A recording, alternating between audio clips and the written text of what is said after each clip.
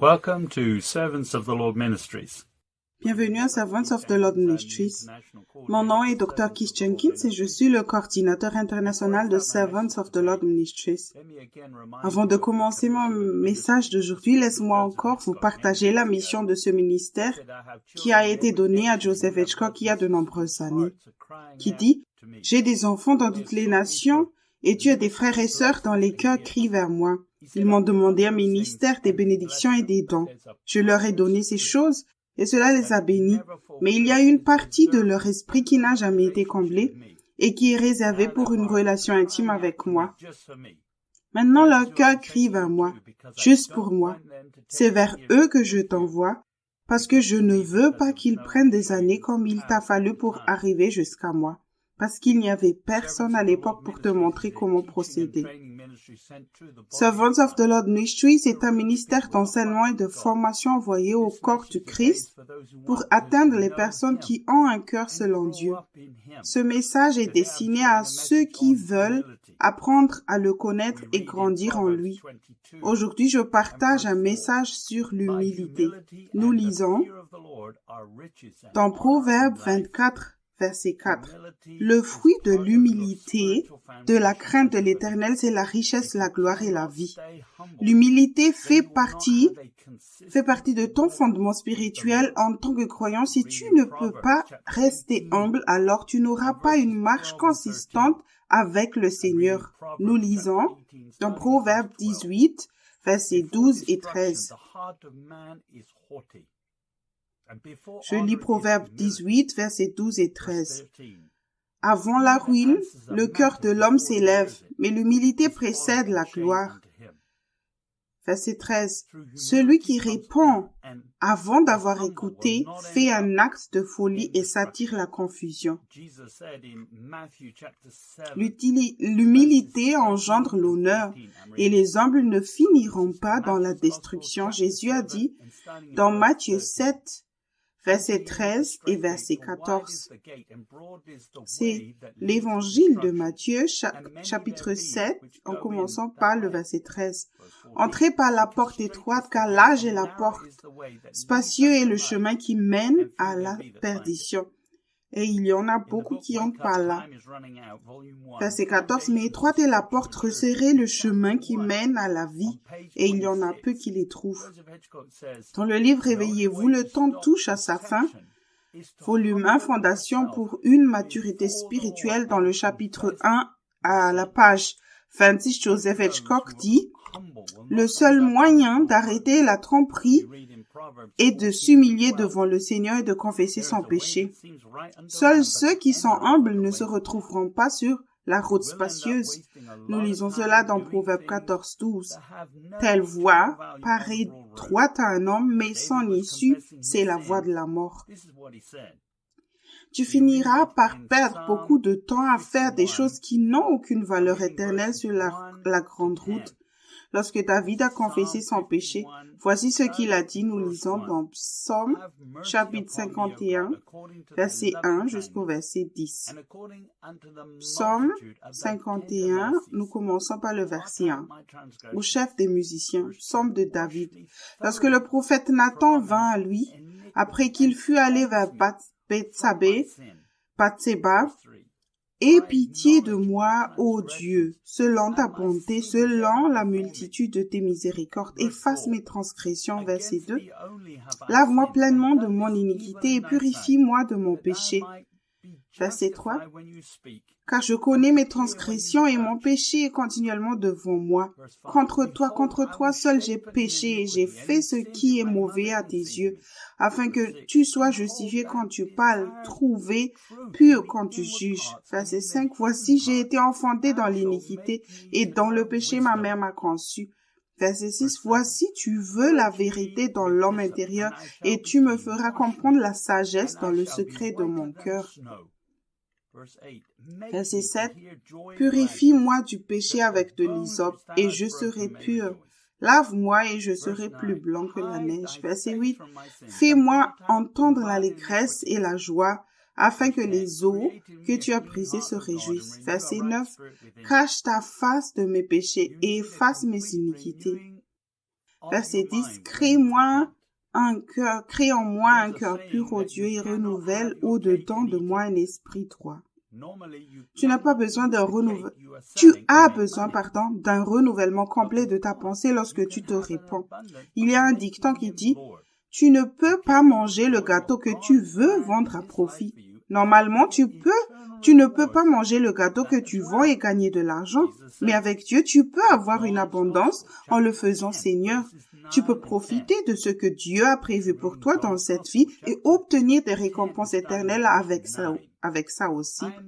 Jésus a dit dans Jean 10, verset 9 et 10. Évangile de Jean 10, commençons par le verset 9. Je suis la porte. Si quelqu'un entre par moi, il sera sauvé.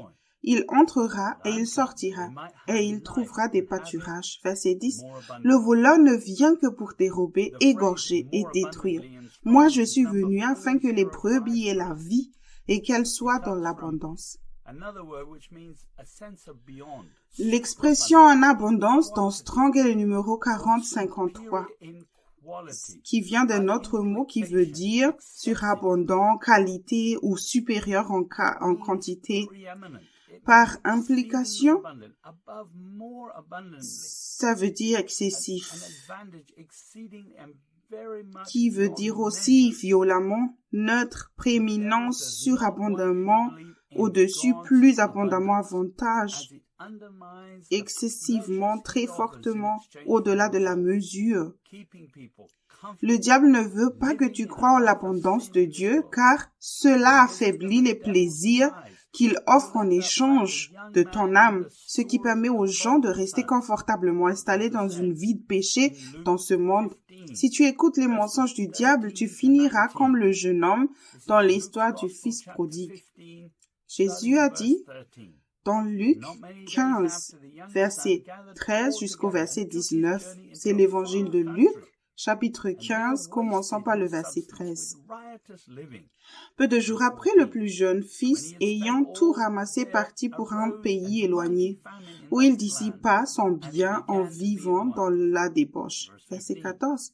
Lorsqu'il eut tout dépensé, une grande famine survint dans ce pays, et il commença à se trouver dans le besoin. Verset 15. Il alla se mettre au service d'un des habitants du pays, qui l'envoya dans ses champs garder les pourceaux. Verset 16. Il aurait bien voulu se rassasier des carouges que mangeaient les pourceaux, mais personne ne lui en donnait. Verset 17. Étant rentré en lui-même, il se dit, combien de mercenaires chez mon père ont du pain en abondance, et moi ici je meurs de faim. Verset 18. Je me lèverai, j'irai vers mon père, et je lui dirai, mon père, j'ai péché contre le ciel et contre toi. Verset 19. Je ne suis plus digne d'être appelé ton fils. Traite-moi comme l'un de tes mercenaires. Le royaume est ici maintenant par l'Esprit et Dieu a fait une promesse. David a dit dans Psaume 37, verset 9 au verset 11. Psaume, chapitre 37, commençons par le verset 9. Car les méchants seront retranchés, et ceux qui espèrent en l'Éternel posséderont le pays. Verset 10. Encore un peu de temps et le méchant n'est plus. Tu regardes le lieu où il était et il a disparu. Verset 11. Les misérables possèdent le pays et ils jouissent abondamment de la paix.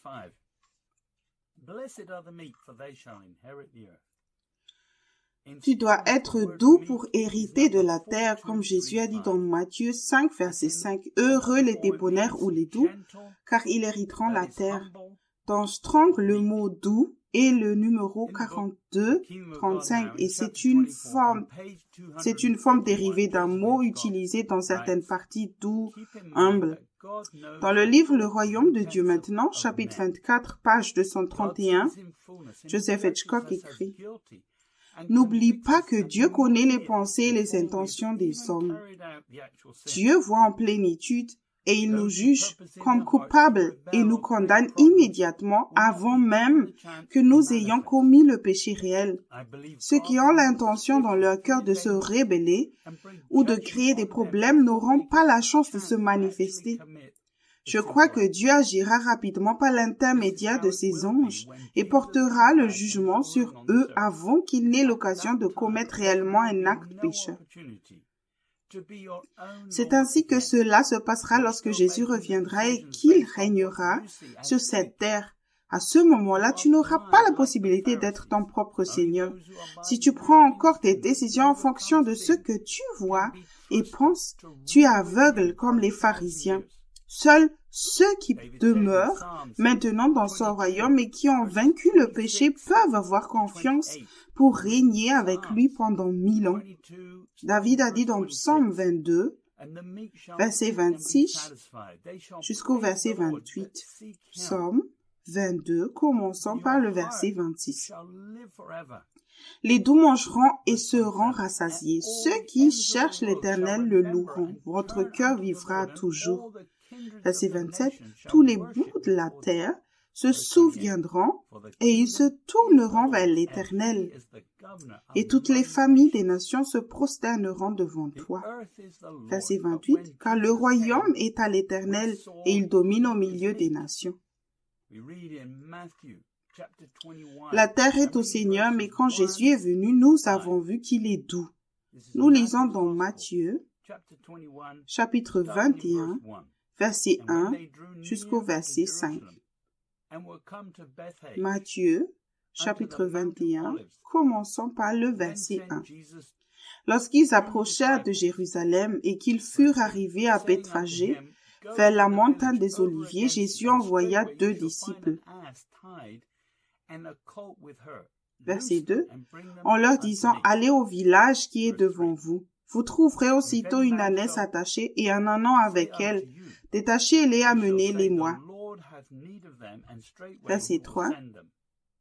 Si quelqu'un vous dit quelque chose, vous répondrez, le Seigneur en a besoin. Et à l'instant, il les laissera aller. Verset 4. Or ceci arriva afin que s'accomplisse ce qui avait été annoncé par le prophète. Verset 5. Dites à la fille de Sion, voici ton roi vient à toi, plein de douceur, et monté sur un ânon, le petit d'une ânesse. L'écriture qu'il a accomplie se trouve ici. Nous lisons dans Zacharie, chapitre 9, versets 9 et 10. Sois transportée d'allégresse, fille de Sion. Pousse des cris de joie, fille de Jérusalem. Voici ton roi vient à toi. Il est juste et victorieux. Il est humble et monté sur un âne, le petit d'une ânesse. Verset 10. Je détruirai les chars d'Éphraïm et les chevaux de Jérusalem et les arcs de guerre seront anéantis. Il annoncera la paix aux nations et il dominera d'une mer à l'autre, depuis le fleuve jusqu'aux extrémités de la terre. Noah Webster 1828 a défini doux comme suit. D'humeur douce, tendre, qui ne se laisse pas facilement provoquer ou irriter, qui cède, qui fait preuve de patience en cas de blessure. Si tu te soumets à lui par la foi et obéis au Saint-Esprit, tu découvriras aussi personnellement qu'il est doux. Jésus a dit dans Matthieu 11, verset 29 et verset 30, « Prenez mon joug sur vous et recevez mes instructions, car je suis doux et humble de cœur, et vous trouverez du repos pour vos âmes. Car mon joug est doux et mon fardeau léger. » Jésus est le Seigneur de tous. Le joug de Jésus représente le fait de faire chaque jour ce qu'il dit minute par minute par l'intermédiaire du Saint-Esprit. Si tu essaies d'aller dans une autre direction, ce sera douloureux. Cependant, ceux qui le reconnaissent dans toutes leurs voies sont humbles. Nous lisons dans Proverbe 3, verset 5 jusqu'au verset 8. C'est Proverbe 3, commençons par le verset 5. Confie-toi en l'Éternel de tout ton cœur et ne t'appuie pas sur ta sagesse. Verset 6. Reconnais-le dans toutes tes voies et il aplanira tes sentiers. Verset 7. Ne sois point sage à tes propres yeux, crains l'Éternel et détourne-toi du mal. Verset 8. Ce sera la santé pour tes muscles et un rafraîchissement pour tes os.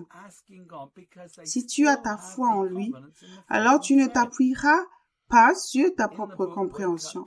Beaucoup ne veulent pas fonctionner comme ça, en demandant toujours à Dieu, parce qu'ils préfèrent avoir confiance dans la chair. Dans le livre Réveillez-vous, le temps touche à sa fin, volume 3, Maturité spirituelle au chapitre 2, sur les signes évidents de maturité spirituelle à la page 27, Joseph Hitchcock dit « Tes œuvres passent le test de Dieu lorsqu'elles proviennent de lui.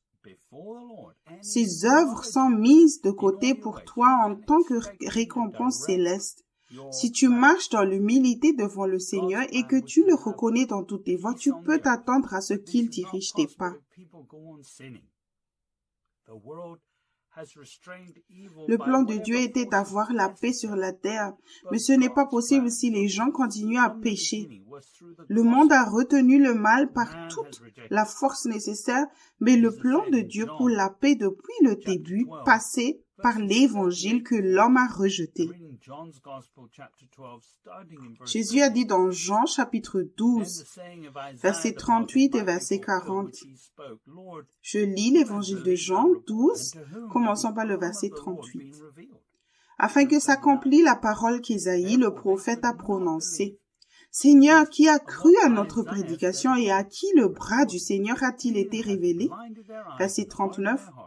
Aussi ne pouvait-il croire, parce qu'Ésaïe a dit encore, verset 40, « Il a aveuglé leurs yeux et il a endurci leur cœur, de peur qu'ils ne voient des yeux, qu'ils ne comprennent du cœur, qu'ils ne se convertissent et que je ne les guérisse. » Dans le livre Réveillez-vous, le temps touche à sa fin, volume 2, Grandir spirituellement, au chapitre 1, page 16, Joseph Hitchcock écrit « La vérité est révélée et confirmée par l'Esprit de Dieu. Tout ce que tu crois doit être confirmé par l'Esprit avant que tu n'y consacres ta foi. N'oublie pas, ce que tu crois savoir t'empêche de savoir ce que Dieu veut que tu saches. » Les Juifs n'ont pas été guéris afin de leur montrer qu'il s'accomplissait des choses dans la chair. Ils avaient un appel pour aider les autres nations à vivre en parfaite santé par la repentance et l'obéissance. Avant de pouvoir sauver les autres, tu dois d'abord te sauver toi-même. Les Juifs avaient la loi, mais à cause de leur manque de repentance, ils n'apprenaient pas spirituellement. Au lieu de cela, les pharisiens ont transformé la loi en une série de règles religieuses à suivre juste pour avoir une apparence extérieure de justice. Il existe une prophétie relative au ministère de Jésus. Nous lisons dans Ésaïe 29, verset 13 jusqu'au verset 20. C'est le livre d'Ésaïe, chapitre 29, commençons par le verset 13. Le Seigneur dit, quand ce peuple s'approche de moi, il m'honore de la bouche et des lèvres, mais son cœur est éloigné de moi, et la crainte qu'il a de moi n'est qu'un précepte de tradition humaine.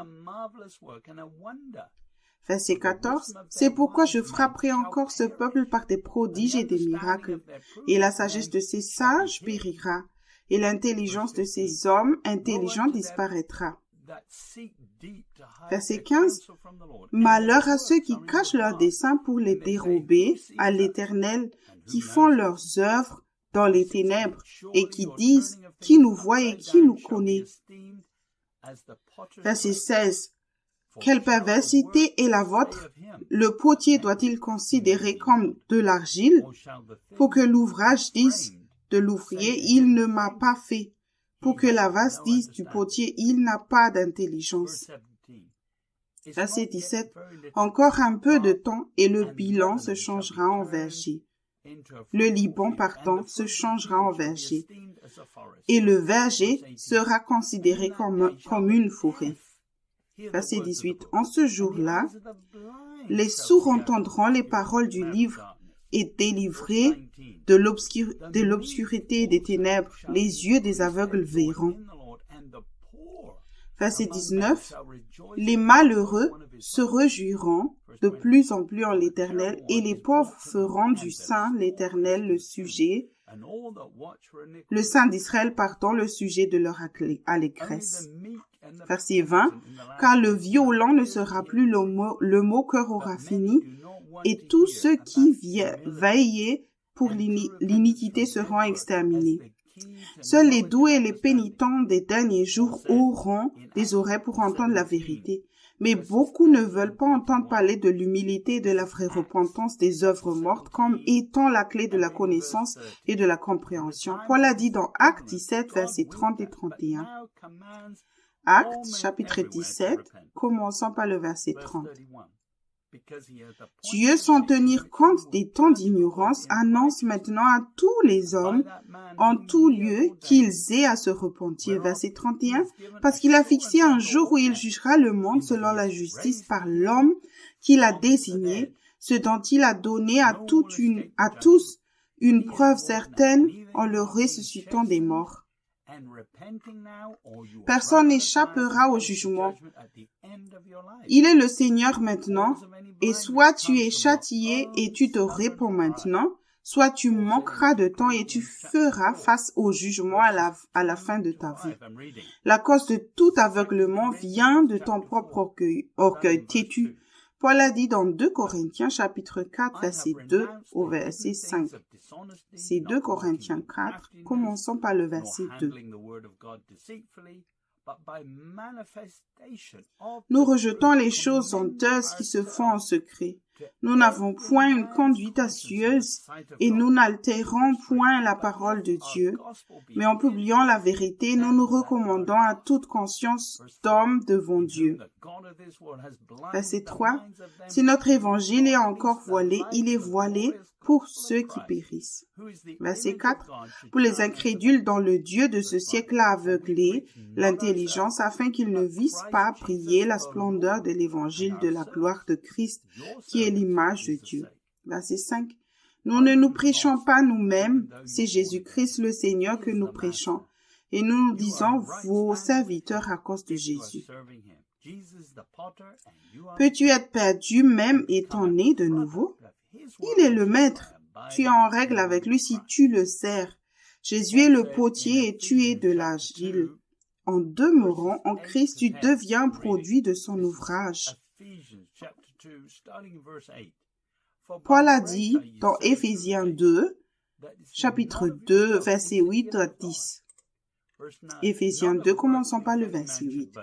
Car c'est par la grâce que vous êtes sauvés, par le moyen de la foi. Et cela ne vient pas de vous, cela c'est un don de Dieu. Verset 9. Ce n'est point par les œuvres, afin que personne ne se glorifie. Verset 10. Car nous sommes son ouvrage, ayant été créés en Jésus-Christ pour de bonnes œuvres, que Dieu a préparées d'avance afin que nous les pratiquions. Grâce à l'Évangile, tu entres en Christ, tu y demeures et tu apprends à le connaître par la grâce. Au moyen de la foi, il peut alors t'utiliser pour les bonnes œuvres qu'il a prévues à l'origine et que personne ne connaît, sauf l'Esprit de Dieu. Si tu vis selon la chair, il te résistera parce qu'il t'aime. Faire autre chose que de chercher sa volonté parfaite pour ta vie est un péché, et tu souffriras inutilement. Jésus a dit dans Jean 10, verset 27 jusqu'au verset 30. C'est l'évangile de Jean, chapitre 10, commençons par le verset 27. Mes brebis entendent ma voix. Je les connais et elles me suivent. Verset 28. Je leur donne la vie éternelle et elles ne périront jamais, et personne ne les ravira de ma main. Verset 29. Mon Père qui me les a donnés est plus grand que tous, et personne ne peut les ravir de la main de mon Père. Verset 30. Moi et le Père, nous sommes un. L'approvisionnement de Dieu est basé sur le fait de suivre le Christ, pas seulement de naître à nouveau. Le christianisme n'est pas une religion de plus, c'est une relation avec un Dieu vivant. L'endroit le plus sûr est le royaume de Dieu maintenant. Paul a dit dans Romains 14, verset 17, « Car le royaume de Dieu, ce n'est pas le manger, le boire, mais la justice, la paix et la joie par le Saint-Esprit. » Vivre dans le royaume de Dieu, c'est comme vivre dans l'épicentre d'un ouragan. Au centre de l'ouragan se trouve le calme parfait. Il y a des vents tourbillonnants, tout autour si tu t'écartes de la volonté parfaite de Dieu. Paul a dit dans 2 Corinthiens 6, verset 4 jusqu'au verset 10. 2 Corinthiens, chapitre 6, commençons par le verset 4.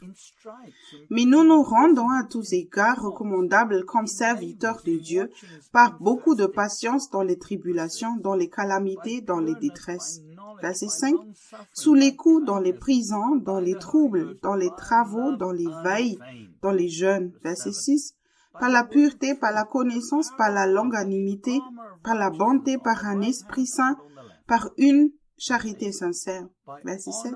« Par la parole de vérité, par la puissance de Dieu, par les armes offensives et défensives de la justice. » Verset 8. « Au milieu de la gloire et de l'ignominie, au milieu de la mauvaise et de la bonne réputation, étant regardé comme imposteur, quoique véridique. » Verset 9, « Comme inconnu, quoique bien connu, comme mourant, et voici nous vivons comme châtiés, quoique non mis à mort. » Verset 10, « Comme attristés, et nous sommes toujours joyeux, comme pauvres, et nous enrichissons plusieurs, comme n'ayant rien, et nous possédons toutes choses. Ne te trompe pas toi-même, si tu permets un esprit de peur te rendre nerveux, cela ne vient pas de Dieu. Cependant, Dieu peut utiliser le diable ou certaines infimités pour te garder en Christ. Il peut utiliser toutes choses. Paul a dit dans 2 Timothée 1, verset 7, « Car ce n'est pas un esprit de timidité que Dieu nous a donné, mais un esprit de force, d'amour et de sagesse. » Si tu ne demeures pas en Christ, alors ton humilité est faible ou absente. Demeurer en Christ est le fruit de l'humilité. Paul a dit dans Galates chapitre 5, verset 22 et verset 23. C'est Galates chapitre 5. Commençons par le verset 22. « Mais le fruit de l'esprit, c'est l'amour, la joie, la paix, la patience, la bonté, la bénignité, la fidélité, la douceur, la tempérance. » Verset 23, « La loi n'est pas contre ces choses. Les fruits de l'esprit ne sont pas produits par tes efforts. Les fruits de l'esprit sont produits en faisant confiance à Dieu et en faisant uniquement ce qu'il dit. Tout fonctionne par la foi. » Dans le livre Lumière, au chapitre 1, page 9, Joseph Hitchcock écrit « Tu devais croire dans ton cœur, confesser avec ta bouche et te repentir pour être sauvé. Même si tu n'as pas fait confiance à Dieu de tout ton cœur depuis ton salut, tu peux choisir maintenant de croire ce qu'il dit. La foi, c'est faire confiance à Dieu pour qu'il soit digne de faire ce qu'il dit qu'il fera.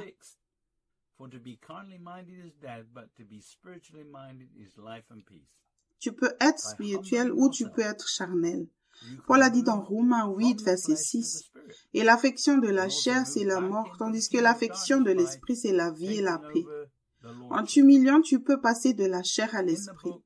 Tu peux aussi retourner dans le royaume des ténèbres en reprenant la seigneurie. Dans le livre « Mes brebis entendent ma voix » au chapitre 2, aux pages 13-14, Joseph Hitchcock écrit La grâce ne manifeste lorsque tu te soumets à lui. Il commencera à te bénir avec des manifestations de lui-même. Il te donnera des oreilles pour entendre ce que l'Esprit dit avant que ton vase ne soit vraiment préparé, strictement à cause de sa grâce.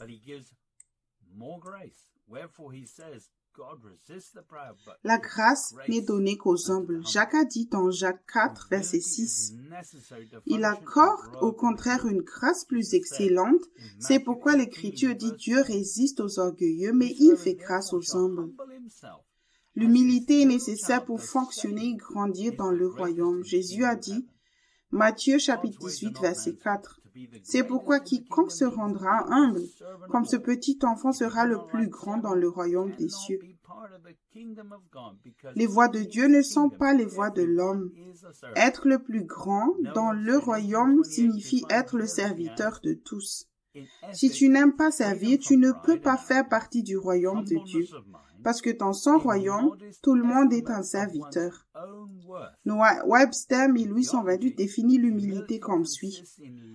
En éthique, absence d'orgueil et d'arrogance, humilité d'esprit, une estimation modeste de sa propre valeur. En théologie, l'humilité consiste en la bassesse d'esprit, un sentiment profond de sa propre indignité aux yeux de Dieu, l'abaissement de soi, la pénitence pour le péché et la soumission à la volonté divine. Noah Webster a également dit que l'humilité est l'acte de soumission. Aimes-tu servir? Jésus a dit à ses propres disciples dans Matthieu 23, verset 11, « Le plus grand parmi vous sera votre serviteur. » Une justice extérieure vue par les autres est une fausse humilité, est une vanité. Jésus a dit dans Jean 5, verset 30. L'évangile de Jean 5, verset 30.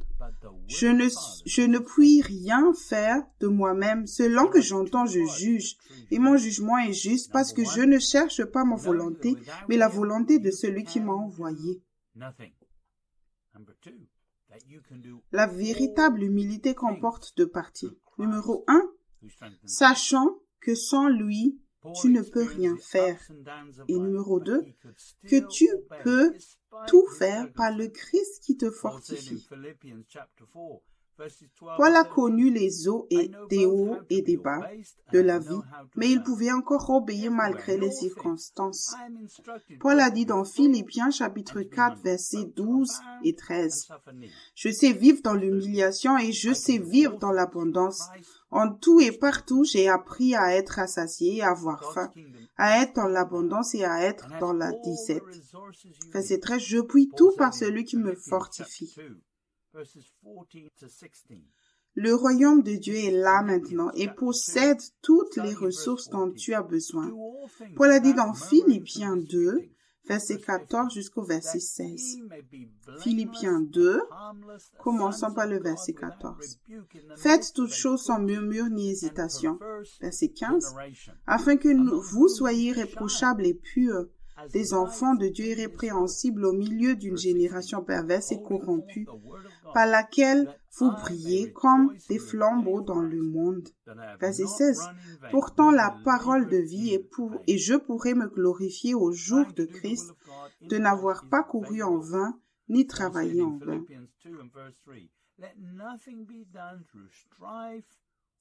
Essayez d'accomplir la volonté de Dieu par la chair est une vaine gloire.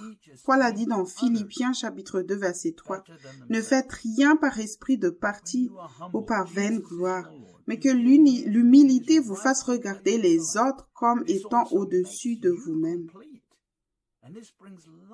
Lorsque tu es humble, Jésus est ton Seigneur. Tu lui donnes la place qui lui revient dans ta vie. Cela te comble et cela apporte aussi la vie aux autres. Il mérite cette place de Seigneur dans ta vie par la création et la rédemption. Il est ton créateur. Nous lisons dans Genèse 1, verset 27. Dieu créa l'homme à son image. Il le créa à l'image de Dieu. Il créa l'homme et la femme. Tu as été acheté à un très grand prix. Paul a dit dans 1 Corinthiens chapitre 6, verset 20. « Car vous avez été rachetés à un grand prix. Glorifiez donc Dieu dans votre corps et dans votre esprit qui appartiennent à Dieu. » Paul s'adressait aussi à ceux qui avaient des maîtres terrestres et étaient esclaves. Il leur a dit de ne pas penser qu'ils étaient en esclavage, mais par la foi d'utiliser cela comme une occasion de servir le Seigneur. Même en captivité, ils ne devaient pas simplement faire les choses parce qu'ils devaient les faire, mais obéir à leur maître avec joie. Paul a dit dans 1 Corinthiens chapitre 7, verset 23, « Vous avez été rachetés à un grand prix, ne devenez pas esclaves des hommes. » Tu n'étais pas censé être libre de servir. Le diable est un menteur qui a convaincu le monde d'une liberté qui mène au péché. Paul a dit dans Galates, chapitre 5, verset 13. Frères, vous avez été appelés à la liberté. Seulement ne faites pas de cette liberté un prétexte de vivre selon la chair, mais rendez-vous par la charité, serviteurs les uns des autres. Se donner totalement à Dieu n'est pas un acte de grand sacrifice. C'est un privilège de faire partie du royaume de Dieu où tous les autres sont des serviteurs. Ne pense pas que tu fais une faveur à Dieu en te soumettant totalement à lui. Il peut tout faire sans toi. S'abandonner totalement est juste raisonnable ou logique parce que, de toute façon, il est Seigneur maintenant. C'est ce que dit Paul dans Romains 12, versets 1 et 2. Je vous exhorte donc, frères, par les compassions de Dieu, à offrir vos corps comme un sacrifice vivant, saint, agréable à Dieu, ce qui sera de votre part un culte raisonnable. Verset 2. Ne vous conformez pas au siècle présent, mais soyez transformés par le renouvellement de l'intelligence, afin que vous discerniez quelle est la volonté de Dieu, ce qui est bon, agréable et parfait.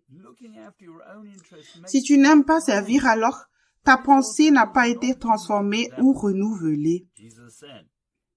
Dès le début, Dieu a prévu que Jésus serait le Seigneur de tous. S'occuper de tes propres intérêts te rend aveugle, mais cela donne aussi une opportunité au diable. Jésus a dit dans Matthieu 25, verset 14 jusqu'au verset 25. C'est l'évangile de Matthieu, chapitre 25, commençant par le verset 14. Il en sera comme d'un homme qui, partant pour un voyage, appela ses serviteurs et leur remit ses biens. Verset 15. Il donna 5 talents à l'un, 2 à l'autre et 1 au troisième, à chacun selon sa capacité, et il partit. Verset 16. Aussitôt, celui qui avait reçu les 5 talents s'en alla, les fit valoir, et il gagna 5 autres talents. Verset 17. De même, celui qui avait reçu les 2 talents en gagna 2 autres. Verset 18. Celui qui n'en avait reçu qu'un alla faire un creux dans la terre et cacha l'argent de son maître. Verset 19. Longtemps après, le maître de ses serviteurs revint et leur fit rendre compte. Verset 20. Celui qui avait reçu les 5 talents s'approcha en apportant 5 autres talents, et il dit, « Seigneur, tu m'as remis 5 talents, voici j'en ai gagné 5 autres. » Verset 21. Son maître lui dit, « C'est bien, bon et fidèle serviteur, tu as été fidèle en peu de choses, je te confierai beaucoup, entre dans la joie de ton maître. » Verset 22. Celui qui avait reçu les 2 talents s'approcha aussi, et il dit, « Seigneur, tu m'as remis 2 talents. Voici, j'en ai gagné 2 autres. » Verset 23. Son maître lui dit, « C'est bien, bon et fidèle serviteur. Tu as été fidèle en peu de choses, je te confierai beaucoup. Entre dans la joie de ton maître. » Verset 24. Celui qui n'avait reçu qu'un talent s'approcha ensuite, et il dit, « Seigneur, je savais que tu es un homme Dieu, qui moissonne où tu n'as pas semé, et qui amasse où tu n'as pas vanné. » Verset 25. J'ai eu peur, et je suis allé cacher ton talent dans la terre. Voici, prends ce qui est à toi. Dans la parabole des talents, le serviteur avec 5 et le serviteur avec 2 talents ont utilisé leurs talents donnés par Dieu pour servir et créer d'autres talents. Dieu donne à chacun la foi et différentes capacités en fonction de son appel. Mais ceux qui sont fidèles transforment même leur faiblesse en force et créent de nouveaux talents. Tu ne peux pas faire cela à moins d'être humble et d'utiliser ce que Dieu fournit à travers le royaume de Dieu au moyen de la grâce. L'homme au seul talent était paresseux et ne voulait pas apprendre à se soumettre à Dieu et à être fort dans le Seigneur. Paul a dit dans 2 Corinthiens 12, verset 7 jusqu'au 10. 2 Corinthiens 12, commençons par le verset 7. Et pour que je ne sois pas enflé d'orgueil à cause de l'excellence de ces révélations, il m'a été mis une écharpe dans la chair, un ange de Satan pour me souffleter et m'empêcher de m'enorgueillir. Verset 8. 3 fois j'ai prié le Seigneur de l'éloigner de moi. Verset 9. Et il m'a dit, ma grâce te suffit, car ma puissance s'accomplit dans la faiblesse. Je me glorifierai donc bien plus volontiers de mes faiblesses afin que la puissance de Christ se repose sur moi. Verset 10. C'est pourquoi je me plais dans les faiblesses, dans les outrages, dans les calamités, dans les persécutions, dans les détresses pour Christ, car quand je suis faible, c'est alors que je suis fort.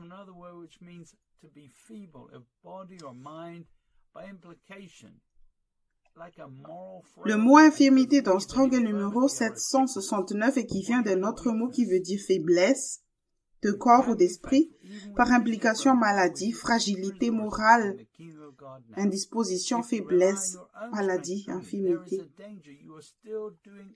Tu peux être fidèle même avec ces infirmités grâce aux ressources supplémentaires du royaume de Dieu maintenant.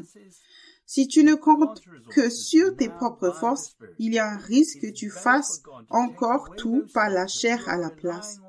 Tu seras prêt pour son apparition si tu n'as aucun mal à surmonter les faiblesses avec les ressources de Dieu maintenant par l'Esprit. Il vaut mieux que Dieu retire les choses sur lesquelles tu comptes dans ce monde si tu ne veux pas vivre par la foi, surtout en vieillissant. Le temps presse. Paul a dit dans Hébreux 11, verset 1, « Or la foi est une ferme assurance des choses qu'on espère, une démonstration de celles qu'on ne voit pas. » La façon dont tu vivais avant de rencontrer Christ était anormale, mauvaise, odieuse, désobéissante, charnelle, orgueilleuse et offensante pour un Dieu saint. Tu savais aussi le diable en même temps, sans t'en rendre compte. Si tu es demeuré la même personne, pourquoi? Tu es toujours aveugle en regardant davantage ce que le monde dit être bon, en travaillant avec un discernement naturel. C'est toi qui es le Seigneur. C'est ce que dit Paul dans Éphésiens chapitre 2, versets 1 et 2. Vous étiez morts par vos offenses et par vos péchés, verset 2, dans lesquels vous marchiez autrefois, selon le train de ce monde, selon le prince de la puissance de l'air, de l'esprit qui agit maintenant dans les fils de la rébellion. Soit tu sers Dieu, soit tu finiras par servir le diable. Il n'y a pas de troisième choix. En retournant à la chair, tu fais aussi de toi un enfant désobéissant. Paul a dit dans Colossiens 3, verset 6, « C'est à cause de ces choses que la colère de Dieu vient sur les fils de la rébellion. » Tu peux décider qui tu vas servir car Dieu t'a donné le libre arbitre. Le diable ne t'a pas donné ce genre de liberté. Si tu continues à servir la chair et le diable, tu es un fou. Le diable veut te contrôler, mais Dieu t'a donné le libre arbitre et la possibilité de choisir, et il t'a donné suffisamment de temps pour prendre la bonne décision avant que le temps ne s'écoule. Paul a dit dans Éphésiens 5, verset 6, « Que personne ne vous séduise par de vains discours, car c'est à cause de ces choses que la colère de Dieu vient sur les fils de la rébellion. » Il n'y a que 2 choix possibles. Josué a dit dans Josué 24, verset 15, « Et si vous ne trouvez pas bon de servir l'Éternel, choisissez aujourd'hui qui vous voulez servir, ou le Dieu que servaient vos pères au-delà du fleuve, ou les dieux des Amoréens dans le pays desquels vous habitez. Moi et ma maison, nous servirons l'Éternel. » Si tu décides de servir Dieu, tu dois t'humilier. La première étape est de se soumettre à Dieu. Jacques a dit dans Jacques 4, verset 7 jusqu'au verset 10. Jacques chapitre 4, commençons par le verset 7. Soumettez-vous donc à Dieu, résistez au diable, et il fuira loin de vous. Verset 8. Approchez-vous de Dieu, et il s'approchera de vous. Nettoyez vos mains, pécheurs, purifiez vos cœurs, hommes irrésolus. Verset 9. Sentez votre misère, soyez dans le deuil et dans les larmes, que votre rire se change en deuil et votre joie en tristesse. Verset 10. Humiliez-vous devant le Seigneur et il vous élèvera. Le mot soumettre dans Strong est le numéro 5293 et il vient d'un autre mot qui veut dire subordonner. Par réflexe obéir. Être sous l'obéissance, être soumis, se soumettre, être sujet à, en soumission sous ou se soumettre à. Tu ne peux pas vaincre Dieu, mais tu vaincras le diable en te soumettant à Dieu. Ensuite, lorsque tu résisteras au diable, il s'enfuira. Le diable n'est qu'un être créé mais il veut être Dieu. Le diable cherche des personnes qui croient ces mensonges pour les contrôler et les utiliser pour construire son royaume maintenant sur cette terre. Mais le royaume de Dieu est déjà là depuis 2000 ans et le diable n'a pas pu l'arrêter. Il est arrivé en grande puissance par l'effusion du Saint-Esprit. Jésus a dit à ses disciples dans Actes chapitre 1, verset 8, « Mais vous recevrez une puissance, le Saint-Esprit survenant sur vous, et vous serez mes témoins à Jérusalem, dans toute la Judée, dans la Samarie et jusqu'aux extrémités de la terre. » Dieu a déjà décidé de ce qui arrivera au diable. Le diable finira dans l'étang de feu avec ses anges et tous ceux qui font partie de son royaume. Nous lisons cela dans Apocalypse 20, verset 10. Et le diable qui les séduisait fut jeté dans l'étang de feu et de soufre, où sont la bête et le faux prophète.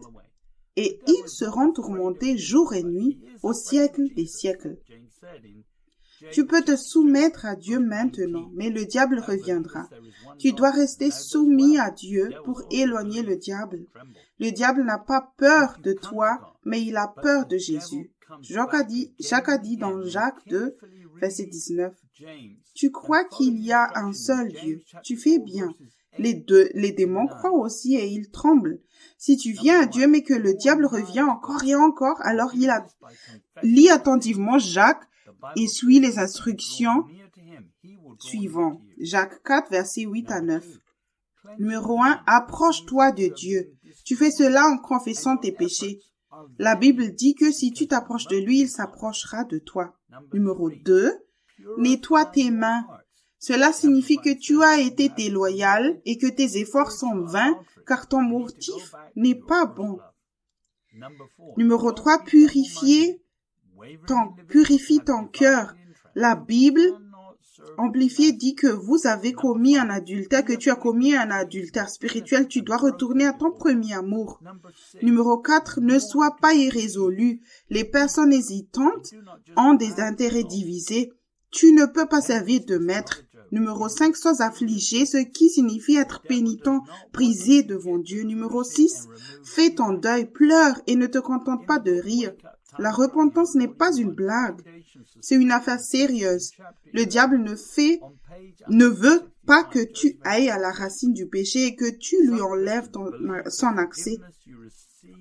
Dans le livre Réveillez-vous, le temps touche à sa fin, volume 1, Fondation pour une maturité spirituelle, chapitre 11, page 165, Joseph Hitchcock dit « Certains chrétiens croient que le pardon qu'ils reçoivent au moment du salut leur couvre une fois pour toutes et qu'ils n'ont plus jamais à se repentir ou à demander pardon. Si cela était vrai, le fait d'entrer dans la présence de Dieu au moment du salut durerait éternellement et ne changerait jamais. Il est vrai que s'ils étaient restés dans un état d'humilité et de soumission à Dieu, ils n'auraient pas eu de problème avec le péché. Cependant, ils pêchent après avoir reçu Christ comme sauveur s'ils comptent sur leur chair. L'orgueil est le contraire de l'humilité. Il est la source de tout échec. Nous lisons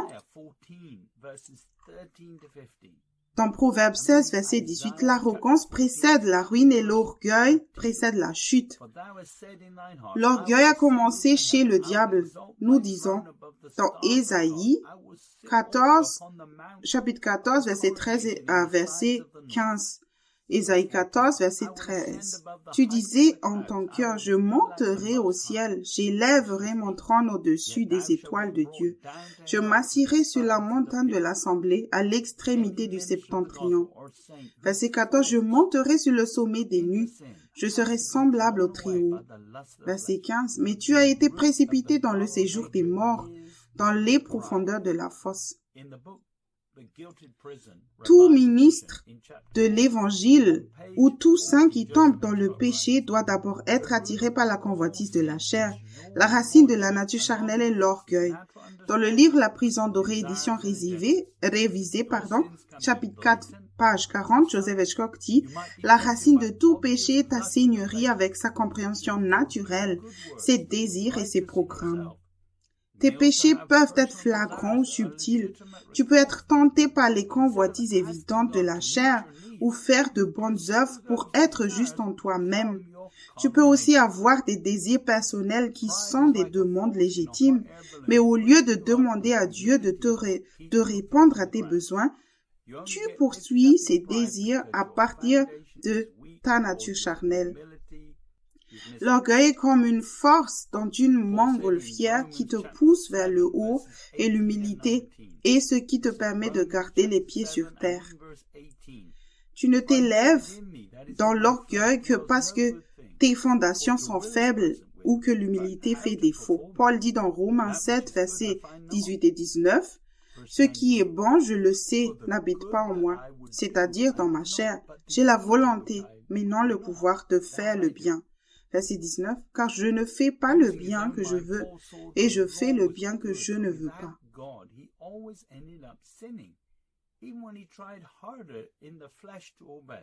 En utilisant sa propre pensée, Paul a vu que la loi était bonne, mais que, sans Dieu, il finissait toujours par pécher, même lorsqu'il faisait des efforts par la chair pour obéir. Paul a dit dans Romains 7, verset 14, « Nous savons en effet que la loi est spirituelle, mais moi je suis charnel, vendu au péché. » Pour que tu puisses obéir, tu dois d'abord devenir spirituel. Et c'est pour cela que tu as reçu le don de la vie éternelle. Paul a dit dans 1 Timothée 6, versets 11 et 12. 1 Timothée, chapitre 6, verset 11. Pour toi, homme de Dieu, fuis ces choses et recherche la justice, la piété, la foi, l'amour, la patience, la douceur. Verset 12. Combat le bon combat de la foi. Saisis la vie éternelle à laquelle tu as été appelé et pour laquelle tu as fait une belle confession en présence d'un grand nombre de témoins. Tu ne peux pas poursuivre les choses de Dieu sans d'abord apprendre à le connaître, car tu finiras par avoir une attitude moralisatrice dans une religion basée sur les œuvres. Le diable t'aidera à produire une version contrefaite de tout ce que Dieu dit, basée sur l'effort humain et la souffrance inutile. Ton appel dépend du fait que tu utilises le don de la vie éternelle et que tu fasses de Jésus le Seigneur. Jésus a dit dans Matthieu 7, versets 22 et 23. Je lis l'évangile de Matthieu, chapitre 7, commençant par le verset 22. Plusieurs me diront ce jour-là, « Seigneur, Seigneur, n'avons-nous pas prophétisé par ton nom? N'avons-nous pas chassé des démons par ton nom? Et n'avons-nous pas fait beaucoup de miracles par ton nom? » Verset 23. Alors je leur dirai ouvertement, « Je ne vous ai jamais connu, retirez-vous de moi, vous qui commettez l'iniquité. » Paul a découvert que ses efforts pour essayer de respecter la loi nourrissaient la chair et mettaient à terre une autre racine de pur orgueil. Paul a dit dans Romains 8, verset 1, « Il n'y a donc maintenant aucune condamnation pour ceux qui sont en Jésus-Christ. » Le diable cuisine l'Église dans la connaissance de ce qui est bien et mal. Les gens pensent qu'ils sont en sécurité, mais la destruction arrive. Ils obtiennent des informations de la mauvaise source. Il est de même possible de faire cuire une grenouille vivante dans une casserole d'eau par une température progressive si lentement qu'elle ne remarque pas les légers changements de température. La plupart ne connaissent pas la différence entre les bonnes œuvres faites par la chair et les bonnes œuvres faites par l'esprit. Paul a dit dans Hébreux 5, verset 14. C'est Hébreux 5, verset 14. Mais la nourriture solide est pour les hommes faits, pour ceux dont le jugement est exercé par l'usage à discerner ce qui est bien et ce qui est mal. Dans le ministère, nous enseignons que le bien est l'ennemi du mieux, pas le mal. Tu ne serais pas tenté de faire le mal, mais le diable peut te tenter avec de bonnes œuvres que Dieu ne t'a pas données à faire pour le moment. Dans Strong, le mot bien est le numéro 2570 et il a une affinité incertaine, au sens propre beau, au sens figuré bon, au sens propre moral, c'est-à-dire précieux ou vertueux, meilleur, juste, bon, honnête, bien, digne.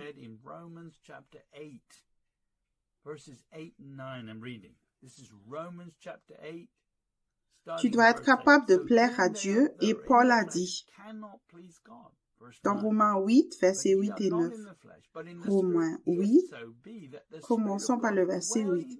Or, ceux qui vivent selon la chair ne sauraient plaire à Dieu. Verset 9. Pour vous, vous ne vivez pas selon la chair, mais selon l'esprit. Si du moins l'esprit de Dieu habite en vous, si quelqu'un n'a pas l'esprit de Christ, il ne lui appartient pas. Le mot habiter dans Strong est le numéro 3611 qui vient d'un autre mot qui veut dire occuper une maison, c'est-à-dire résider, rester, demeurer, habiter, implicitement cohabiter. Le mot habiter ou demeurer fait référence au fait que le Saint-Esprit a un contrôle total sur n'importe quel aspect de ta vie et non seulement sur ta nouvelle naissance. Ceux qui ont une profondeur d'humilité attendent le Seigneur et l'Esprit les dynamise. Nous lisons dans Ésaïe 40, verset 30 et verset 31. Ésaïe 40, commençons par le verset 30. Les adolescents se fatiguent et se lassent, et les jeunes hommes chancellent. Verset 31. Mais ceux qui se confient en l'Éternel renouvellent leur force. Ils prennent le vol comme les aigles. Ils courent et ne lassent point. Ils marchent et ne se fatiguent point. L'humilité t'empêche de tomber. Jude dit dans Jude 1, verset 24. Or à celui qui peut vous préserver de toute chute et vous faire paraître devant sa gloire irrépréhensible et dans l'allégresse. Il n'y a aucune excuse pour désobéir à l'esprit si tu veux régner avec le Christ. Apprends le langage de l'obéissance maintenant. Jésus a dit dans Matthieu chapitre 12, verset 32 et verset 33.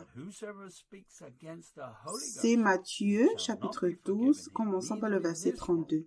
Quiconque parlera contre le Fils de l'homme, il lui sera pardonné, mais quiconque parlera contre le Saint-Esprit, il ne lui sera pardonné, ni dans ce siècle, ni dans le siècle à venir. Verset 33. Ou dites que l'arbre est bon et que son fruit est bon, ou dites que l'arbre est mauvais et que son fruit est mauvais, car on connaît l'arbre par le fruit.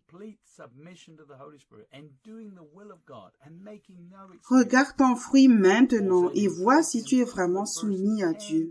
Le nouveau système d'exploitation comprend la soumission complète au Saint-Esprit et le fait de faire la volonté de Dieu sans aucune excuse. Paul a dit dans Philippiens 2, verset 10 au verset 12. Philippiens chapitre 2, commençons par le verset 10. Afin qu'au nom de Jésus, tout genou fléchisse dans les cieux, sur la terre et sous la terre. Verset 11. Et que toute langue confesse que Jésus-Christ est Seigneur, à la gloire de Dieu le Père. Verset 12.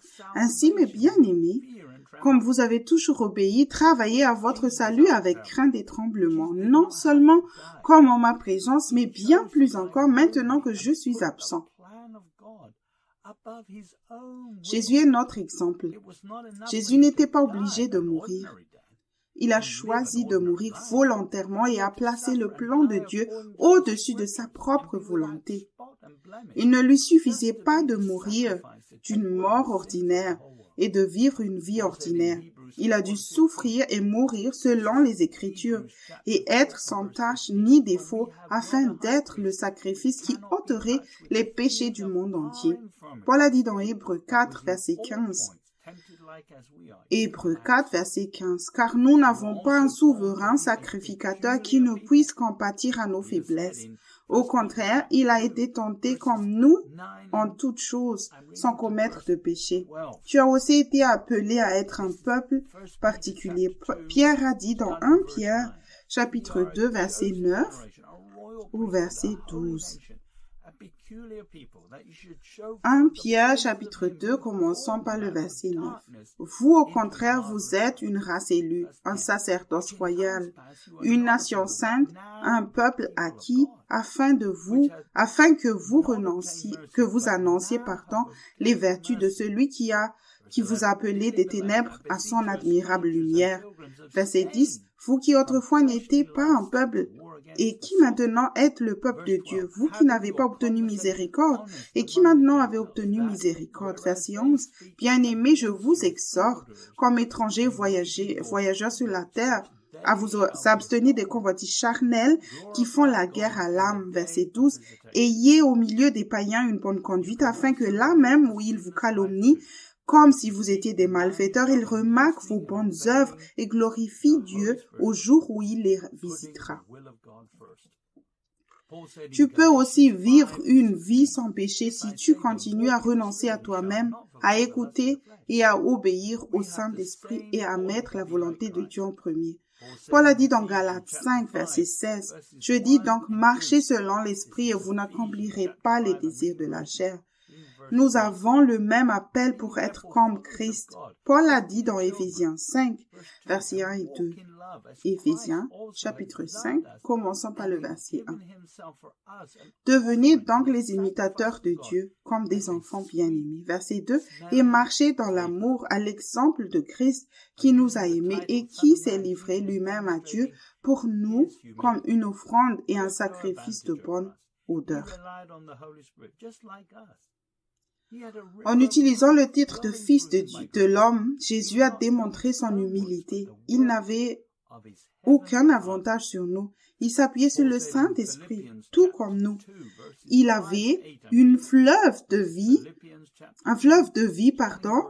qui coulait à travers lui par la grâce. Il ne faisait pas ses propres œuvres, mais les œuvres de son Père céleste. Paul a dit dans Philippiens 2, versets 5 à 8. Philippiens 2, commençons par le verset 5. Ayant en vous les sentiments qui étaient en Jésus-Christ, verset 6, lequel existant en forme de Dieu n'a point regardé comme une proie arrachée d'être égal à Dieu. Verset 7, mais s'est dépouillé lui-même en prenant une forme de serviteur et devenant semblable aux hommes, ayant paru comme un simple homme. Verset 8, il s'est humilié lui-même, se rendant obéissant jusqu'à la mort, même jusqu'à la mort de la croix. Ésaïe parle de Jésus comme nous lisons dans Ésaïe, chapitre 42, verset 1 au verset 3. C'est Ésaïe 42, commençons par le verset 1. Voici mon serviteur, je te soutiendrai, mon élu, en qui mon âme prend plaisir. J'ai mis mon esprit sur lui. Il annoncera la justice aux nations. Verset 2. Il ne criera point, il n'élèvera point la voix, et ne la fera point entendre dans les rues. Verset 3. Il ne brisera point le roseau cassé, et il n'éteindra point la mèche qui brûle encore. Il annoncera la justice selon la vérité. Jésus a fait confiance au Père pour qu'il le ressuscite d'entre les morts. Paul a dit dans Galates 1, verset 1, « Paul, apôtre, non de la part des hommes, ni par un homme, mais par Jésus-Christ et Dieu le Père, qui l'a ressuscité des morts. » La mort a maintenant perdu son aiguillon. Paul a dit dans 1 Corinthiens 15, verset 55, « Ô mort, où est ta victoire? Ô mort, où est ton aiguillon? » La mort ne peut pas s'accrocher à quelqu'un qui est humble et qui fait confiance à Dieu. Jean a dit dans 1 Jean 2, verset 17, « Et le monde passe, et sa convoitise aussi, mais celui qui fait la volonté de Dieu demeure éternellement. » La victoire que nous avons est basée sur l'humilité. Pierre a dit dans 1 Pierre 5, verset 5, « De même, vous qui êtes jeunes, soyez soumis aux anciens, et tous, dans vos rapports mutuels, revêtez-vous d'humilité, car Dieu résiste aux orgueilleux, mais il fait grâce aux humbles. » L'humilité est le caractéristique de l'Église victorieuse. Tu grandis en Christ en ne faisant rien en fonction de la vanité de ta propre pensée. Paul a dit dans Éphésiens 4, verset 15 au verset 17. Et Éphésiens chapitre 4, commençons par le verset 15. Mais que professant la vérité dans l'amour, nous croissions à tous égards en celui qui est le chef, Christ. Verset 16. C'est de lui et grâce à tous les liens de son assistance que tout le corps, bien coordonné et formant un solide assemblage, tire son accroissement selon la force qui convient à chacune de ses parties et s'édifie lui-même dans l'amour. Verset 17. Voici donc ce que je dis et ce que je déclare dans le Seigneur. C'est que vous ne devez plus marcher comme les païens qui marchent selon la vanité de leurs pensées. Tous ceux qui sont humbles et en Christ grandissent avec lui en tant que chef, ce qui signifie qu'ils ont réglé la question de la seigneurie. Tu ne peux pas grandir en lui à moins que Jésus-Christ soit ton Seigneur et que tu sois humble. Tu lui fais confiance pour être l'auteur et le consommateur de ta foi. Paul a dit dans Hébreux 5, verset 9, « Et qui, après avoir été élevé à la perfection, est devenu pour tous ceux qui lui obéissent, l'auteur d'un salut éternel. » Tu ne peux pas obtenir le salut éternel sans obéir à l'Esprit et sans faire de Jésus ton Seigneur. Comment seras-tu prêt pour l'éternité si tu n'écoutes pas et n'obéis pas à Jésus? Tu passeras à côté de choses que lui seul sait être importantes. Tu ne peux pas y arriver par des efforts humains, en étudiant chaque verset avec ta pensée et en proclamant simplement les promesses que tu trouves dans la Bible. Paul a dit dans Romains 8, verset 4, c'est Romains chapitre 8, verset 4. Et cela afin que la justice de la loi fût accomplie en nous, qui marchons non selon la chair, mais selon l'esprit. Les gens d'aujourd'hui ne croient pas qu'il soit possible de demeurer en Christ. Ils disent que tu ne peux pas t'empêcher de pécher. Ou ils disent, nous devons utiliser notre pensée pour faire le travail. C'est une excuse et cela montre que tu n'es pas prêt à apprendre à faire confiance et à obéir. Cette attitude montre que tu n'es pas humble. Jésus a dit Matthieu 7, verset 16 au verset 19. Vous les reconnaîtrez à leurs fruits, cueille-t-on des raisins sur des épines ou des figues sur des chardons, verset 17. Tout bon arbre porte de bons fruits, mais le mauvais arbre porte de mauvais fruits. Verset 18. Un bon arbre ne peut porter de mauvais fruits, ni un mauvais arbre porter de bons fruits. Verset 19. Tout arbre qui ne porte pas de bons fruits est coupé et jeté au feu. Le manque de fruits vient aussi du fait de passer de la chair à l'esprit. Chaque fois que tu te déconnectes de l'esprit, le fruit de l'esprit commence à mourir et à se dessécher. Tu ne peux pas te permettre de continuer dans la chair. Paul dit dans Romains 8, versets 12 et 13. Romains, chapitre 8, commençons par le verset 12. Ainsi donc, frères, nous ne sommes point redevables à la chair pour vivre selon la chair. Verset 13. Si vous vivez selon la chair, vous mourrez. Mais si par l'esprit vous faites mourir les actions du corps, vous vivrez. Ne cherche pas d'excuses. Tu as peut-être fait des études et investi beaucoup de temps dans une carrière et rassemblé des faits et des connaissances pour prendre les bonnes décisions dans la chair. Tu auras acquis une certaine sagesse naturelle et de l'expérience. Ta pensée peut être remplie d'informations dont tu as besoin pour faire ton travail tous les jours et c'est là que tu te sens à l'aise. Mais essayer de faire les choses par l'esprit qui te mettra mal à l'aise, réponds-toi avant qu'il ne soit trop tard. Paul dit dans Romains 8, 11, « Et si l'esprit de celui qui a ressuscité Jésus d'entre les morts habite en vous, celui qui a ressuscité Christ d'entre les morts rendra aussi la vie à vos corps mortels par son esprit qui habite en vous. » Lorsque tu es en Christ, tu peux toujours étudier et apprendre. Cependant, quand il dit est juste ce qu'il dit. Il est le Seigneur, les voies de Dieu ne sont pas les voies de l'homme. Le Saint-Esprit est censé être ton enseignant, comme Jacques le dit dans Jacques 1, 19. Sachez-le, mes frères bien-aimés, ainsi que tout homme soit prompt à écouter, lent à parler, lent à se mettre en colère. Tu dois apprendre à rester tranquille. Nous lisons Psaume 46, verset 10. Tenez-vous tranquille et sachez que je suis Dieu. Je serai exalté parmi les nations, je serai exalté sur la terre. Lorsque ta pensée est renouvelée, les seules choses dans ta pensée seront ce qu'il veut y mettre par l'Esprit qui devrait habiter en toi librement et ne pas s'éteindre.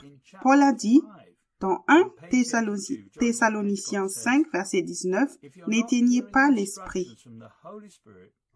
Dans le livre « Réveillez-vous, le temps touche à sa fin », volume 1, Fondation pour une maturité spirituelle, au chapitre 5, page 82, Joseph Hitchcock dit « Si tu n'entends pas les instructions du Saint-Esprit, tu es dans la chair. Il n'est pas nécessaire de continuer à lutter. Retourne à la base. Humilie-toi devant le Seigneur. » Le Saint-Esprit peut t'enseigner toutes les choses si tu le laisses faire. Il peut te rappeler des choses que tu as apprises et faire jaillir des pensées dans ton esprit si tu n'es pas nerveux. Jésus a dit à ses disciples, dans Jean 14, verset 26.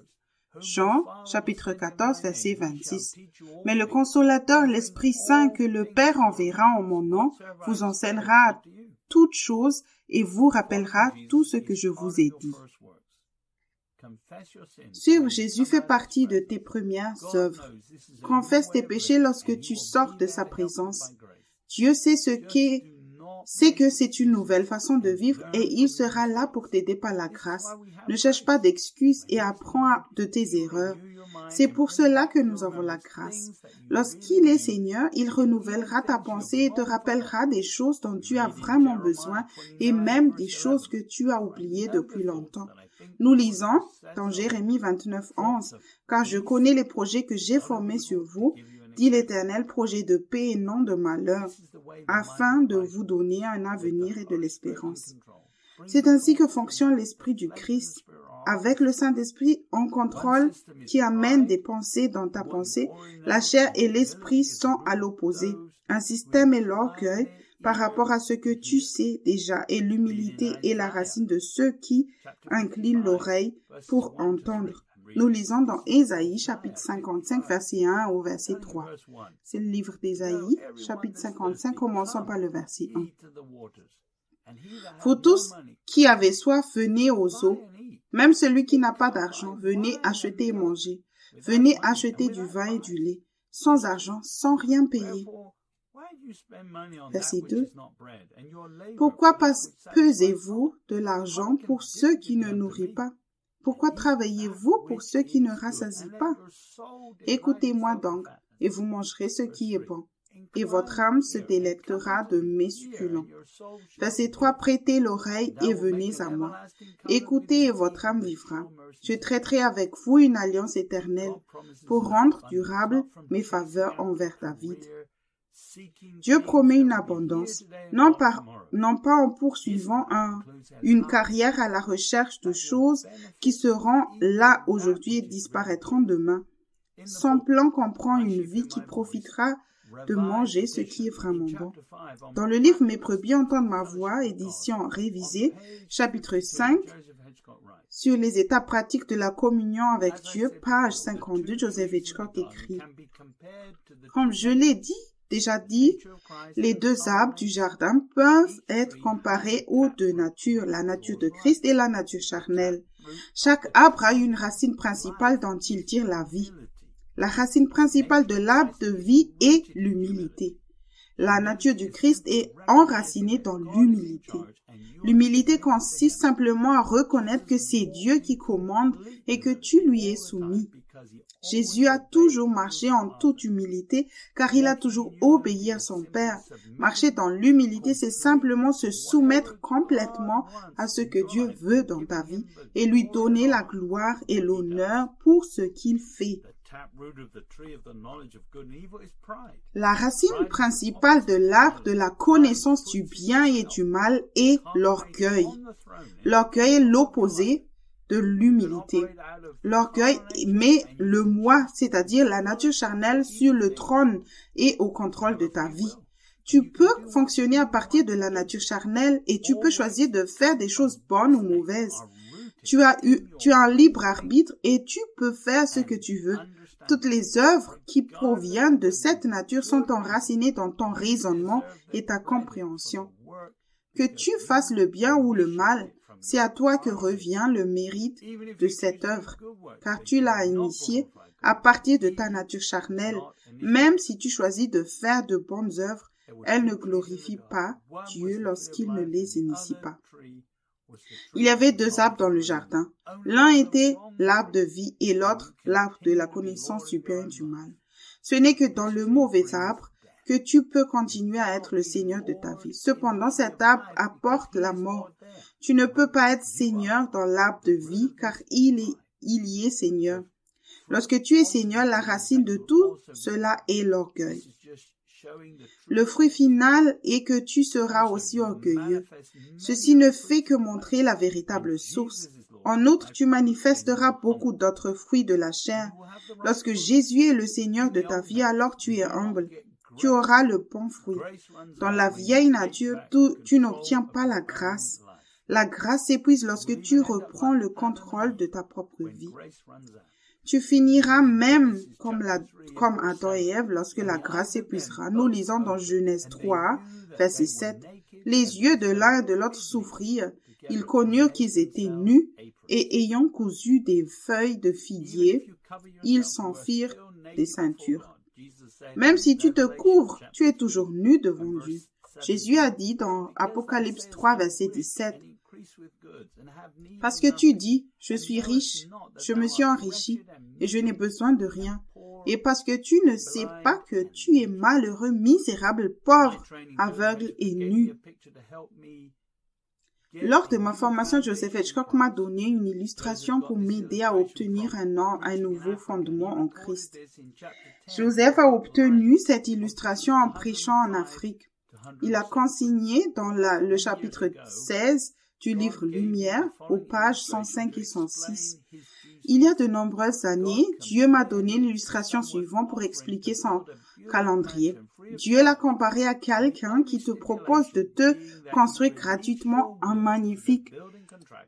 une magnifique villa, à la seule condition que tu libères ta volonté à l'entrepreneur en bâtissant sans résistance.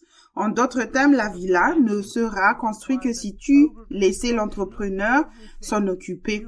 L'achèvement de ta villa nécessiterait la destruction totale de tout ce que tu as construit. Si une cabane a été construite sur ton terrain, c'est-à-dire le fruit de ton travail, la première chose que ferait l'entrepreneur serait de la démolir.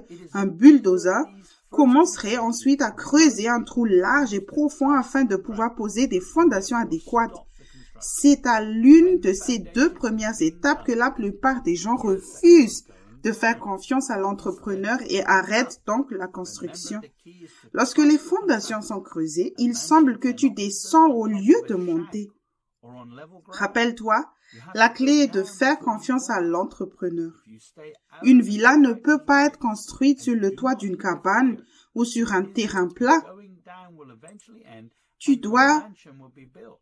Tu dois descendre avant de pouvoir monter. Si tu restes en dehors du chemin de l'entrepreneur et que tu n'interfères pas dans son travail, la descente finira par s'arrêter et ta villa sera construite. Dans le monde spirituel, tu es comparé à un bâtiment construit par Dieu.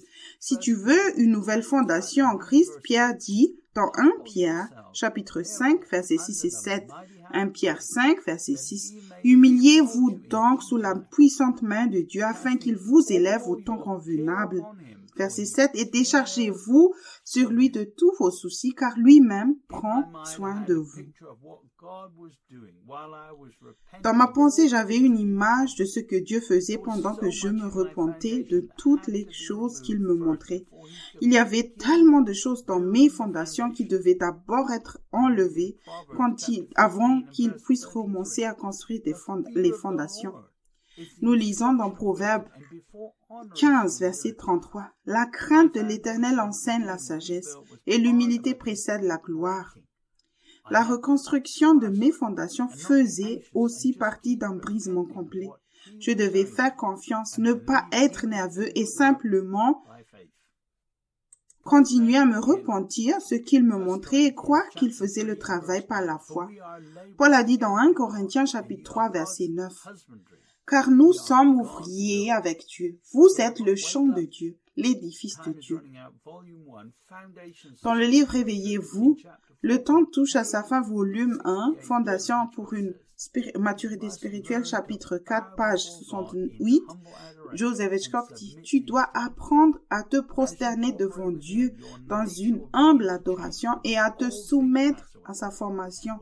En coopérant avec lui, ta nature commencera à changer, car les choses anciennes passent et toutes les choses deviennent nouvelles. » Tu fais obstacle au processus de construction et tu arrêtes la construction en te mettant dans la chair.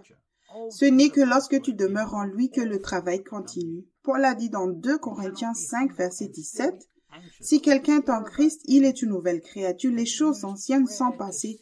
Voici toutes choses sont devenues nouvelles. » Tu ne peux pas être humble tout en étant anxieux ou en te souciant de quoi que ce soit et utiliser la prière pour chercher le royaume.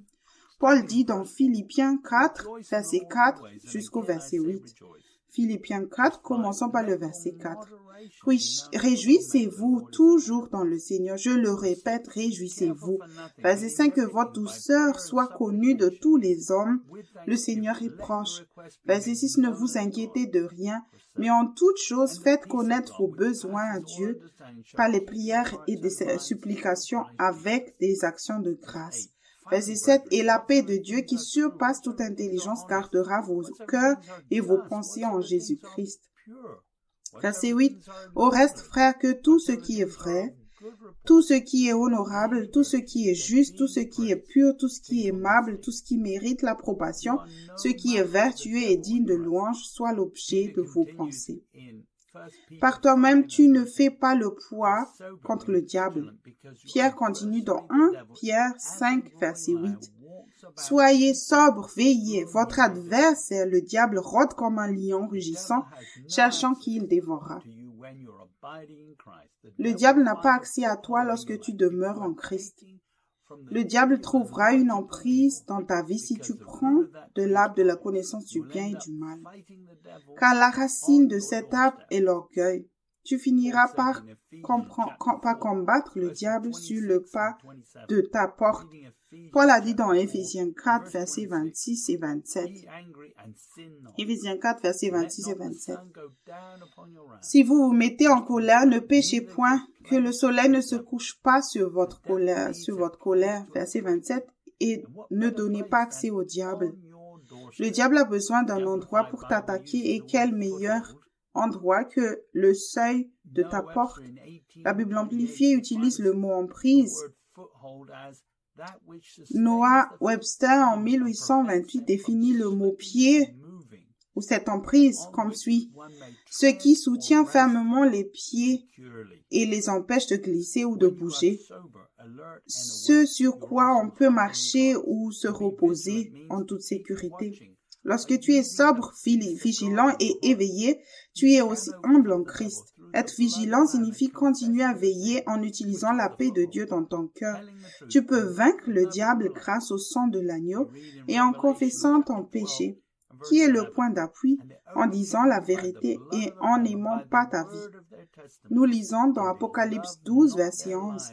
Ils l'ont vaincu à cause du sang de l'agneau et à cause de la parole de leur témoignage, et ils n'ont pas aimé leur vie jusqu'à craindre la mort. Le diable n'a pas pu tenter Jésus de pécher. Pierre a dit dans 1 Pierre 5, verset 9 au verset 11. 1 Pierre, chapitre 5, commençons par le verset 9. « Résistez-lui avec une foi ferme, sachant que les mêmes souffrances sont imposées à vos frères dans le monde. » Verset 10. « Le Dieu de toute grâce qui vous a appelés en Jésus-Christ à sa gloire éternelle, après que vous aurez souffert un peu de temps, vous perfectionnera lui-même, vous affermira, vous fortifiera, vous rendra inébranlable. » Verset 11. « À lui soit la puissance au siècle des siècles. Amen. » Notre victoire est en Christ uniquement. Lorsque nous sommes humbles, personne ne peut se repentir de son orgueil, mais en te soumettant à Dieu, tu peux résister au diable. Il y aura peut-être de la souffrance, mais l'humilité et la grâce te permettront d'avoir des bases solides. Si tu as peur de la souffrance, le diable te piégera. Tu peux tout faire grâce à Christ. Il a même de grandes choses à faire par toi sur cette terre, mais tu dois rester humble. Paul a dit dans Romains 8, 37, « Mais dans toutes ces choses, nous sommes plus que vainqueurs par celui qui nous a aimés. » Pour plus d'informations sur l'établissement de la Seigneurie de Jésus-Christ maintenant, lis le chapitre 6 sur l'établissement de la communion avec Dieu dans le livre « Mes brebis entendent ma voix » de Joseph Hitchcock. Si tu n'es pas humble, tu pourrais même finir par combattre Christ en essayant de faire ce qu'il t'a appelé à faire dans la chair. Nous lisons dans Ésaïe 55, versets 8 et 9. « Car mes pensées ne sont pas vos pensées et vos voix ne sont pas mes voix, dit l'Éternel. Autant les cieux sont élevés au-dessus de la terre, autant mes voix sont élevées au-dessus de vos voix, et mes pensées au-dessus de vos pensées. » Les ministres professionnels qui n'ont pas une relation étroite avec Dieu utilisent aujourd'hui des méthodes au lieu d'écouter Dieu. Ils consultent toujours leurs propres pensées et le diable a ainsi une emprise. Dieu résiste à tous ceux qui donnent un accès au diable par l'orgueil. Il a le plan et il est le Seigneur. Il accomplira ce qu'il veut, pas en se passant par un énorme budget financier chaque année, mais sur l'humilité. Paul a dit dans Philippiens 3, verset 7 ou verset 8.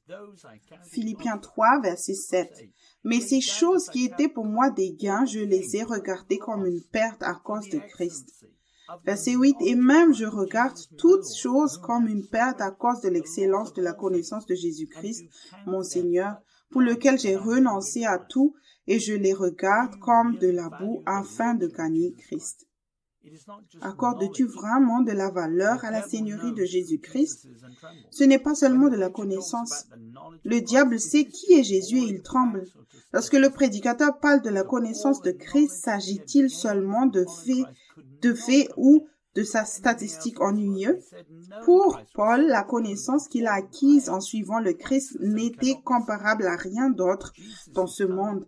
Il a dit que connaître le Christ était suprême, important, supérieur, inestimable et ne pouvait pas être surpassé. Paul dit dans « Jésus revient, tu dois être prêt pour son apparition. Il ne suffit pas d'être né de nouveau. » C'est ce que Paul dit dans Philippiens 3, versets 9 et verset 10. Et d'être trouvé en lui, non avec ma justice, celle qui vient de la loi, mais avec celle qui s'obtient par la foi en Christ, la justice qui vient de Dieu par la foi, afin de connaître Christ et la puissance de sa résurrection et la communion de ses souffrances en devenant conforme à lui sans sa mort pour parvenir. Où te trouvera-t-il quand il reviendra? Seras-tu dans la chair ou dans l'esprit? Est-ce que tu laisses tout cela au hasard? Entre dans le royaume maintenant et apprends à demeurer. Tu seras laissé derrière si tu ne demeures pas en Christ. Aimes-tu encore les choses de ce monde et as-tu besoin de réconfort de la chair? Ne meurs pas en étant un pécheur, mais comme un saint. Sois fervent pour Jésus. Le meilleur est encore à venir.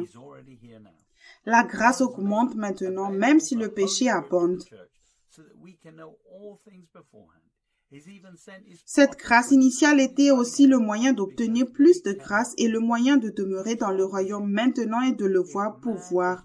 Dieu veut utiliser ceux qui sont nés de nouveau pour montrer par l'épreuve qu'ils surmontent que le royaume de Dieu est déjà là maintenant. Dieu a mis le Saint-Esprit à la disposition de l'Église pour que nous puissions connaître toutes les choses à l'avance. Il a même envoyé ses prophètes lorsque le temps est compté parce qu'ils ne peuvent pas entendre. À qui la faute alors si l'homme n'écoute pas? Même l'Église ne croit pas que Dieu parle tout le temps. Si tu veux entendre, apprendre à connaître et suivre Jésus, alors je te recommande ce livre. Mes brebis entendent ma voix, de Joseph Hitchcock. Si tu as besoin d'établir les bonnes fondations pour vivre sur le chemin étroit, alors je peux te conseiller Ce livre, Réveillez-vous, le temps touche à sa fin, volume 1, Fondation pour la maturité spirituelle, par Joseph Hitchcock. Si tu veux constamment marcher par la foi et grandir, alors je peux te recommander ce livre, Réveillez-vous, le temps touche à sa fin, volume 2, Grandir spirituellement, par Joseph Hitchcock. Aujourd'hui, tu as entendu parler de l'humilité. Que tu le réalises ou non, le monde entier est corrompu par l'orgueil. Le diable a distribué l'orgueil a propagé l'orgueil comme si c'était une chose normale. Il a corrompu tout le monde. Mais tu as la possibilité, grâce à ce que le Christ a accompli, de te soumettre à lui, de renoncer à toi-même, de reprendre ta croix et de le suivre. Lorsque tu te soumets à Dieu, c'est un acte d'humilité et grâce à cela, tu peux conquérir, tu peux surmonter l'orgueil, voyager hors de l'orgueil et arrêter l'orgueil et te soumettre à Dieu. Dieu est le seul à être pur. Lorsque tu te soumets à l'Esprit de Dieu, tu fais l'expérience de cette puissance qui change la vie. T'en parle Paul. Il te donnera la justice de Dieu par la foi. Tu dois croire. Tant que tu utilises ta tête, tu ne crois pas. Je veux prier avec toi pour que tu te répondes de ton incrédulité, que tu arrêtes d'écouter ta pensée, que tu écoutes le Saint-Esprit, que tu obéisses et fasses sa volonté et que tu le mets en premier. Père Céleste, pour tous ceux qui ont entendu ce message, en ce moment, je prie pour que tu leur révèles combien il est insensé de penser, de tirer des conclusions et d'utiliser l'esprit naturel pour comprendre les choses de Dieu. Je prie pour que tu leur révèles qu'ils ont choisi d'ignorer ta sainteté et d'ignorer la voie de droiture. Père, je prie pour qu'ils se répandent maintenant et reconnaissent qu'ils n'ont pas marché dans l'humilité, mais qu'ils ont marché dans l'orgueil. Je veux qu'ils voient combien cet orgueil est dégoûtant à tes yeux. Père, je prie que tu leur révèles cela, qu'ils soient complètement brisés par ce message. Je prie cela au nom de Jésus. Alléluia. Tu trouveras ci-dessous un résumé des écritures utilisées dans le message d'aujourd'hui, soit directement, soit via un lien vers un site web. Nos coordonnées sont indiquées à la fin. Que Dieu vous bénisse.